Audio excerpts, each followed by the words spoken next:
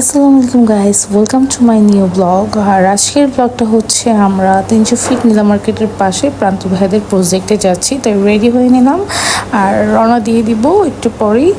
So ফার্স্টে প্রান্ত ভাইকে আমরা পিক করব, তারপর আমরা আবার যাওয়া শুরু করব।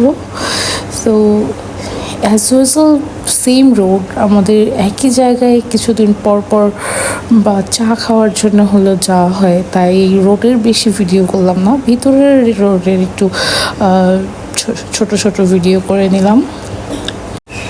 সো আমরা একটু পরেই ভাইয়াদের প্রজেক্টের কাছাকাছি চলে যাব। আর ওই জায়গাটা এত নিলিবিলি, এত সুন্দর, চারিদিকে অনেক বাতাস ছিল।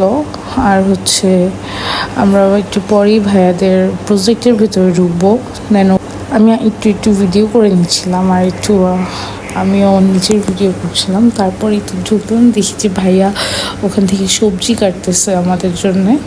আর ভাইয়া ভাবিও ওদিকে আছে, ওদিকেও সবজি কাটতেছিল, আমিও দেখতেছিলাম। আর ভাইয়াকে বলতেছিলাম যে ভাইয়া আমিও একটা কাটতে চাই।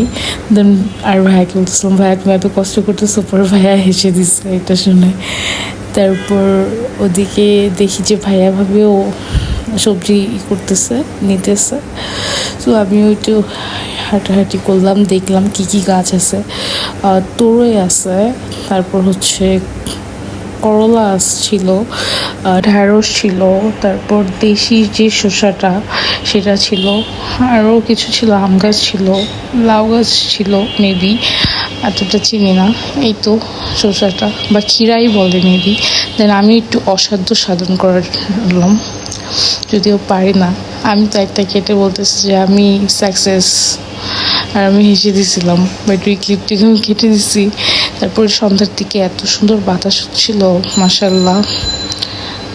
ওয়েদারটা ছিল একদম চা খাওয়ার একটা ওয়েদার। তারপর ভাবলাম যে একটু নদীর পাড়ের সাইডে যাই, যে ওখানে একটু বসে আড্ডা দিই, দেন একটু চা চিপস এগুলো একটু খাওয়া দাওয়া করি, আর হচ্ছে অনেক অনেক গল্প করি।